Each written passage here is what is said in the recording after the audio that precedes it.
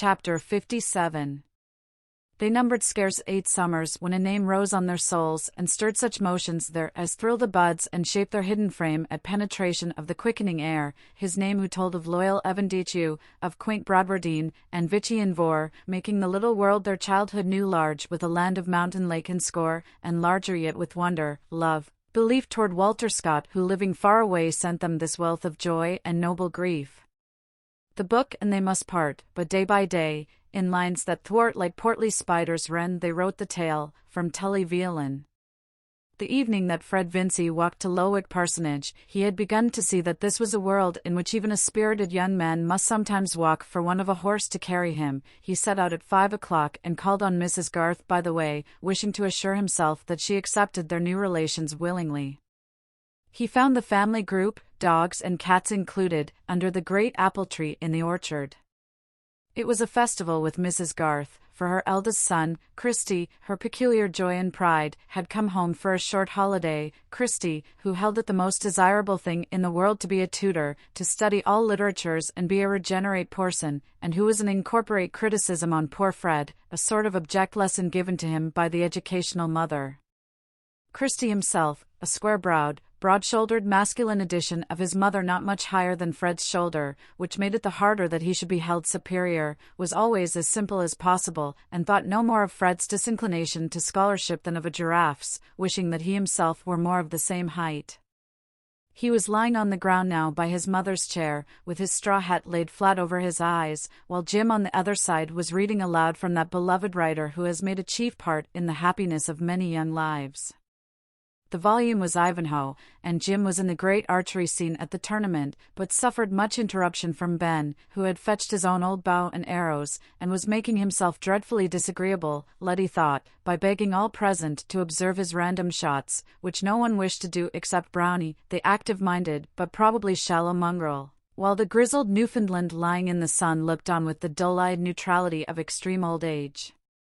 Letty herself, showing as to her mouth and pinafore some slight signs that she had been assisting at the gathering of the cherries which stood in a coral heap on the tea-table, was now seated on the grass, listening open-eyed to the reading.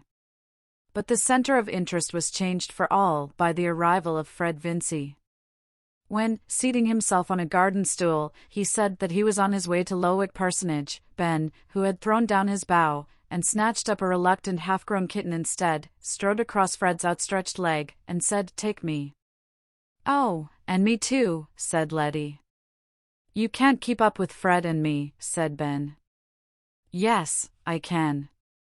"Mother, please say that I am to go," urged Letty, whose life was much checkered by resistance to her depreciation as a girl. "I shall stay with Christy," observed Jim, as much as to say that he had the advantage of those simpletons, whereupon Letty put her hand up to her head and looked with jealous indecision from the one to the other. "Let us all go and see Mary," said Christy, opening his arms. "No, my dear child, we must not go in a swarm to the parsonage. And that old Glasgow suit of yours would never do. Besides, your father will come home. We must let Fred go alone. He can tell Mary that you are here, and she will come back tomorrow." Christy glanced at his own threadbare knees, and then at Fred's beautiful white trousers.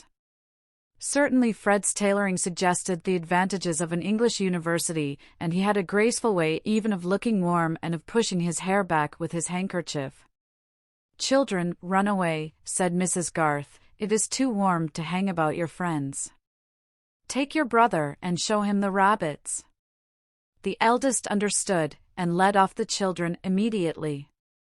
Fred felt that Mrs. Garth wished to give him an opportunity of saying anything he had to say, but he could only begin by observing, "How glad you must be to have Christy here."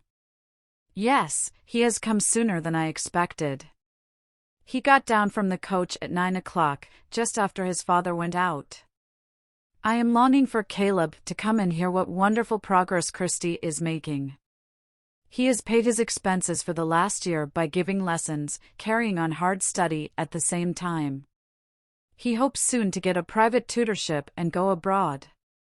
He is a great fellow," said Fred, to whom these cheerful truths had a medicinal taste, and no trouble to anybody. After a slight pause, he added, but I fear you will think that I am going to be a great deal of trouble to Mr. Garth. Caleb likes taking trouble. He is one of those men who always do more than anyone would have thought of asking them to do, answered Mrs. Garth. She was knitting, and could either look at Fred or not, as she chose, always an advantage when one is bent on loading speech with salutary meaning, and though Mrs. Garth intended to be duly reserved, she did wish to say something that Fred might be the better for. I know you think me very undeserving, Mrs. Garth, and with good reason, said Fred, his spirit rising a little at the perception of something like a disposition to lecture him. I happen to have behaved just the worst to the people I can't help wishing for the most from. But while two men like Mr. Garth and Mr. Fairbrother have not given me up, I don't see why I should give myself up. Fred thought it might be well to suggest these masculine examples to Mrs. Garth. Assuredly, said she, with gathering emphasis. A young man for whom two such elders had devoted themselves would indeed be culpable if he threw himself away and made their sacrifices vain. Fred wondered a little at this strong language, but only said, I hope it will not be so with me, Mrs. Garth, since I have some encouragement to believe that I may win Mary.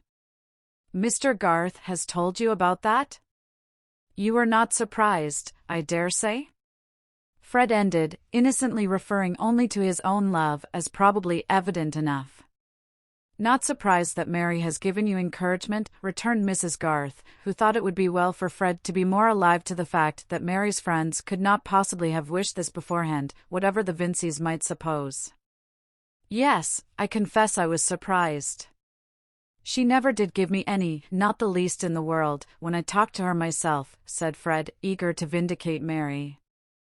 But when I asked Mr. Fairbrother to speak for me, she allowed him to tell me there was a hope. The power of admonition which had begun to stir in Mrs. Garth had not yet discharged itself.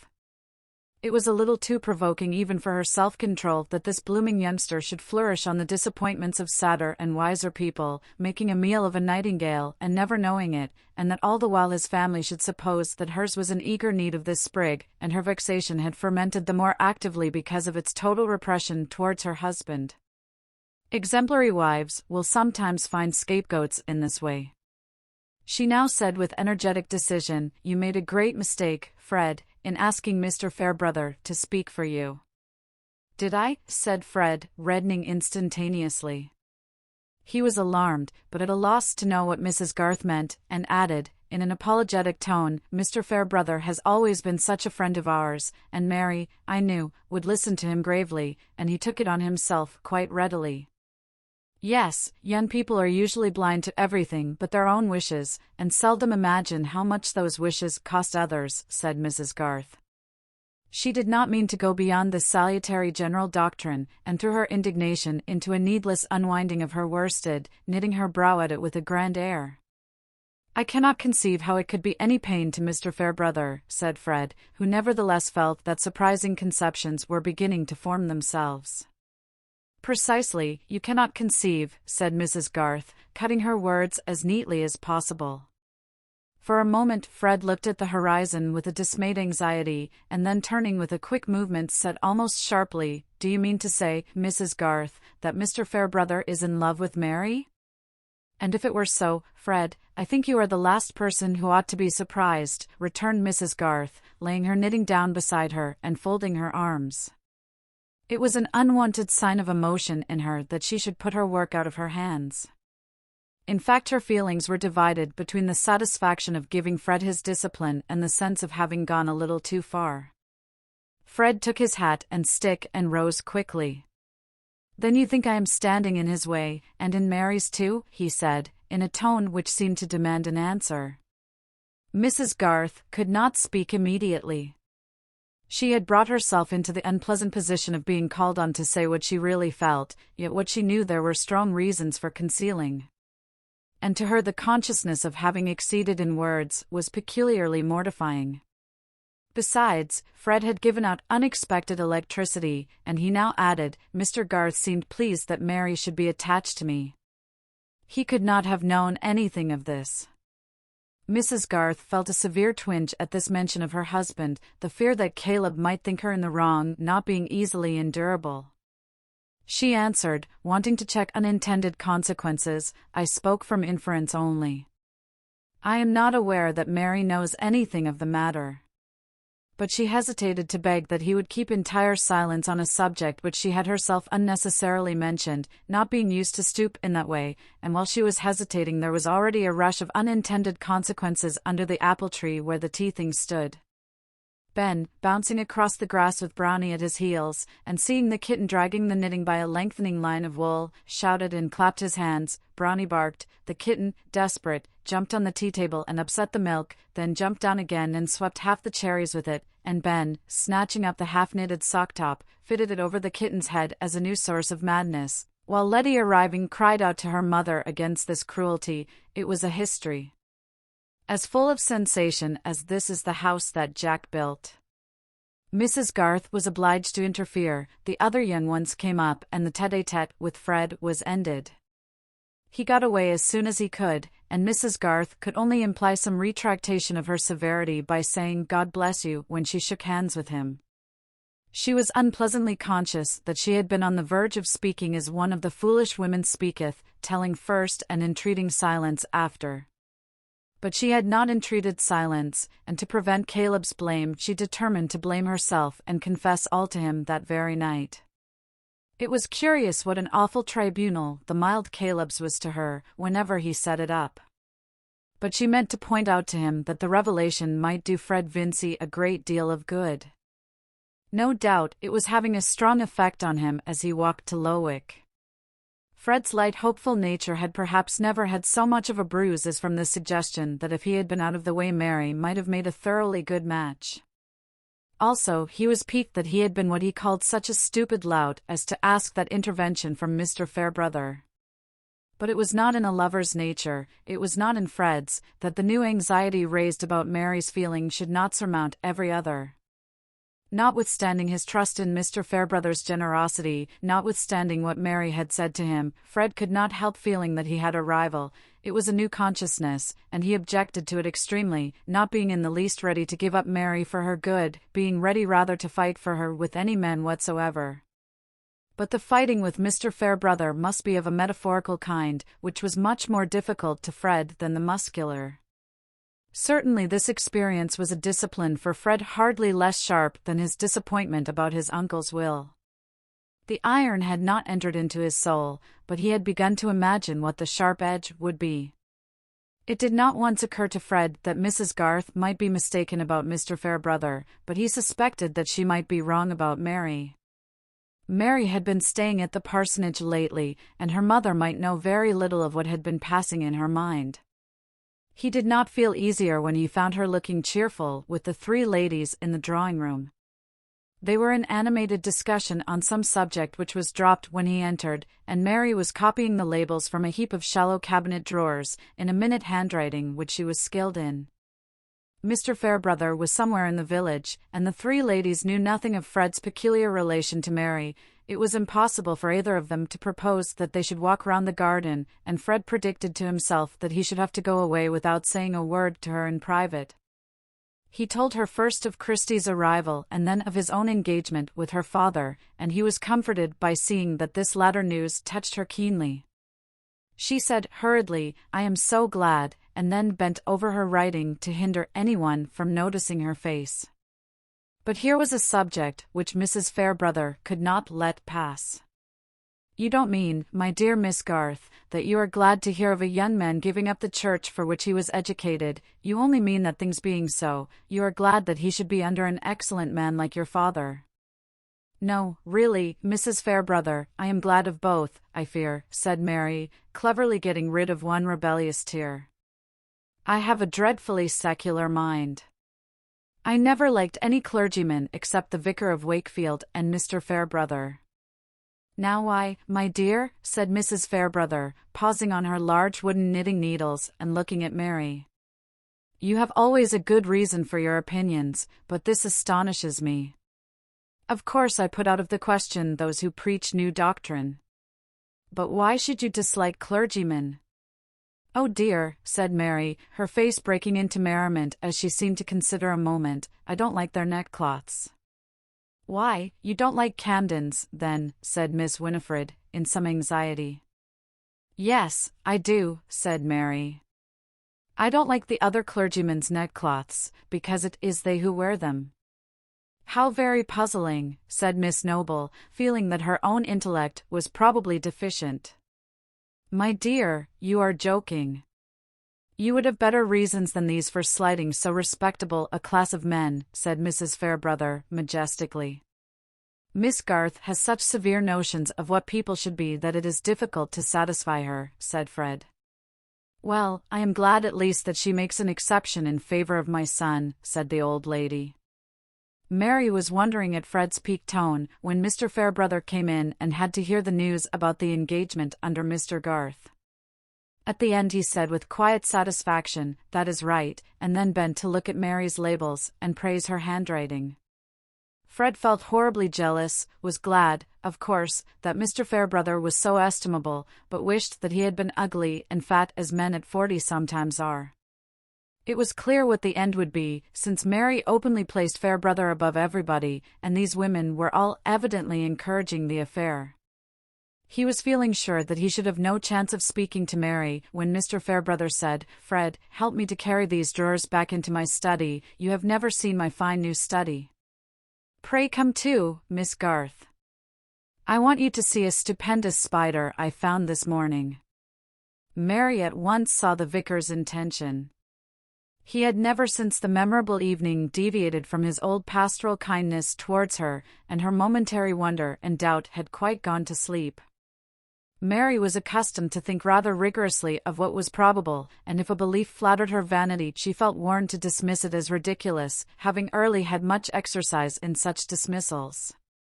It was as she had foreseen, when Fred had been asked to admire the fittings of the study, and she had been asked to admire the spider. Mr. Fairbrother said, "Wait here a minute or two.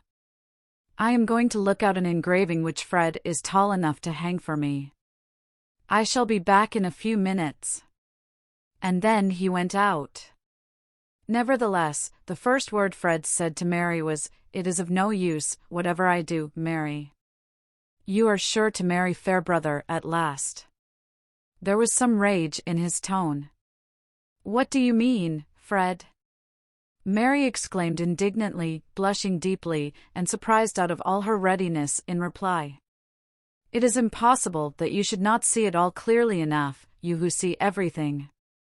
I only see that you are behaving very ill, Fred, in speaking so of Mr. Fairbrother after he has pleaded your cause in every way. How can you have taken up such an idea?" Fred was rather deep, in spite of his irritation. If Mary had really been unsuspicious, there was no good in telling her what Mrs. Garth had said. "It follows as a matter of course," he replied. "When you are continually seeing a man who beats me in everything, and whom you set up above everybody, I can have no fair chance." "You are very ungrateful, Fred," said Mary. "I wish I had never told Mr. Fairbrother that I cared for you in the least." "No, I am not ungrateful. I should be the happiest fellow in the world if it were not for this. I told your father everything, and he was very kind. He treated me as if I were his son.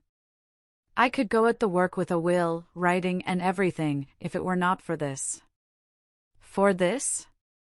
"For what?" said Mary, imagining now that something specific must have been said or done.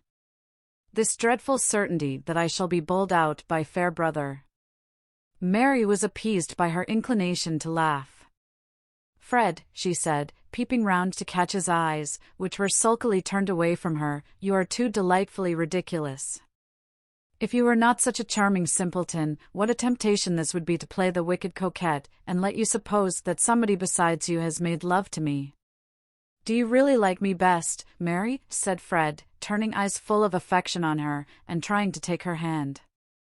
"I don't like you at all at this moment," said Mary, retreating, and putting her hands behind her. "I only said that no mortal ever made love to me besides you. And that is no argument that a very wise man ever will," she ended, merrily. "I wish you would tell me that you could not possibly ever think of him," said Fred. "Never dare to mention this any more to me, Fred," said Mary, getting serious again. I don't know whether it is more stupid or ungenerous in you not to see that Mr. Fairbrother has left us together on purpose that we might speak freely. I am disappointed that you should be so blind to his delicate feeling. There was no time to say any more before Mr. Fairbrother came back with the engraving, and Fred had to return to the drawing-room still with a jealous dread in his heart, but yet with comforting arguments from Mary's words and manner. The result of the conversation was on the whole more painful to Mary. Inevitably her attention had taken a new attitude, and she saw the possibility of new interpretations. She was in a position in which she seemed to herself to be slighting Mr. Fairbrother, and this, in relation to a man who is much honored, is always dangerous to the firmness of a grateful woman. To have a reason for going home the next day was a relief, for Mary earnestly desired to be always clear that she loved Fred best. When a tender affection has been storing itself in us through many of our years, the idea that we could accept any exchange for it seems to be a cheapening of our lives. And we can set a watch over our affections and our constancy as we can over other treasures. Fred has lost all his other expectations, he must keep this, Mary said to herself, with a smile curling her lips. It was impossible to help fleeting visions of another kind, new dignities, and an acknowledged value of which she had often felt the absence. But these things with Fred outside them, Fred forsaken and looking sad for the want of her, could never tempt her deliberate thought.